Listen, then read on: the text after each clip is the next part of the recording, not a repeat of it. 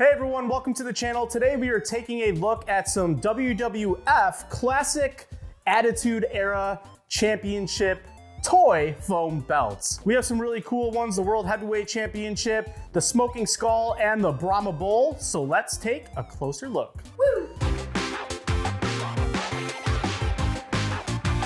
Nostalgia Street. Joe's here. Joe, say hi. Hi. So we have some cool belts here. These are not leather replica belts. These are foam kids toy belts that came from Jakks Pacific in the late 90s.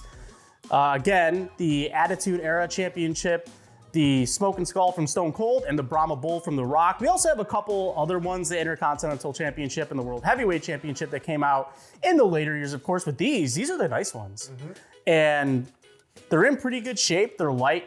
There's nothing crazy to them, but they all tell a story. And that's what makes them really special, especially for everybody who watched the Attitude Era, right? Because that was like one of the best times in wrestling. Oh yeah.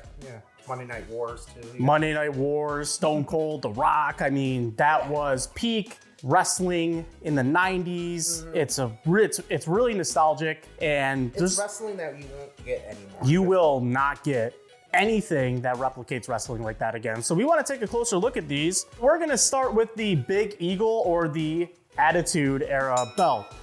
So this is where the story begins with all three of these belts, because the first person to ever hold this design was, in fact, Stone Cold Steve Austin. He was the first one that held the Attitude Era Championship belt. But we'll get to that in a minute. Let's take a closer look at this belt. So this one was blue.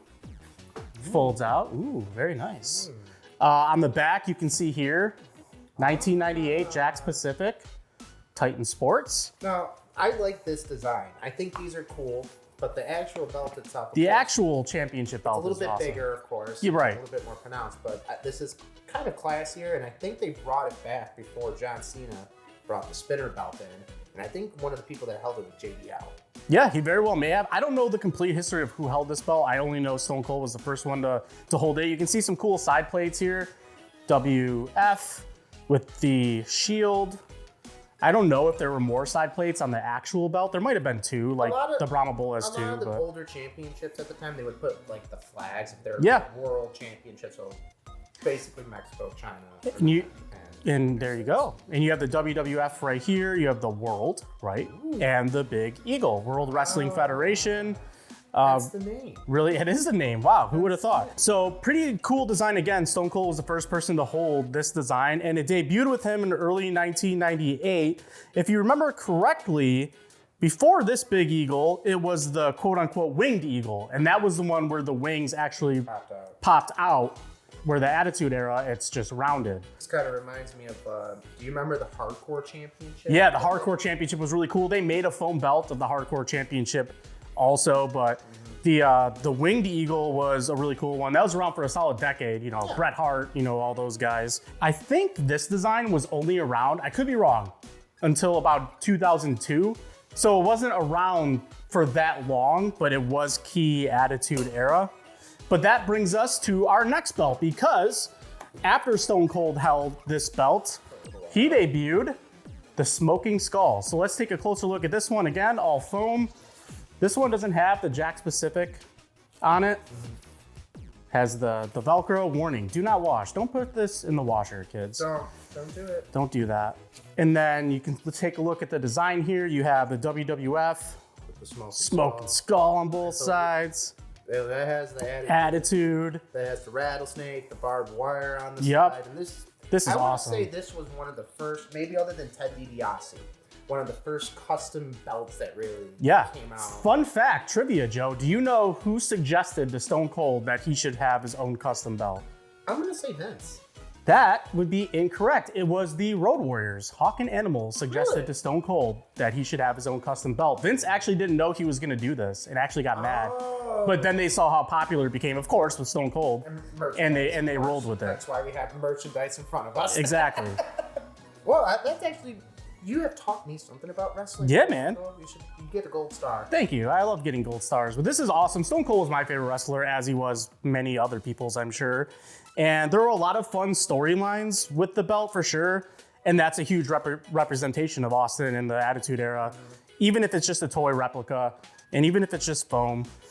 Then, of course, so Stone Cold lost to The Undertaker and Kane at the In Your House pay-per-view in 1998. And the WWE title was vacant until Survivor Series in 1998 when The Rock won the Deadly Games tournament.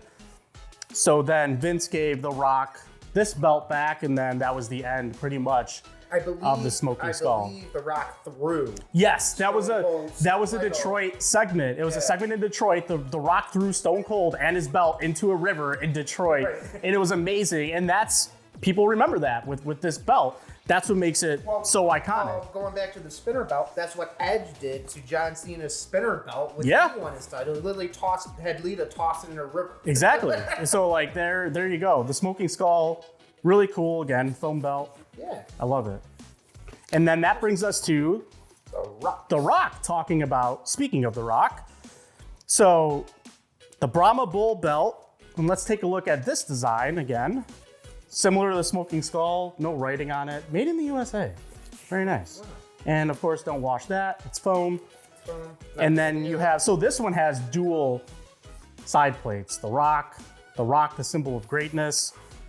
WWF, The Rock, symbol of greatness. This has 3 side plates on this side. Of course The Rock gets 3 sides. Of course he does. I'm surprised it doesn't say the People's Champ.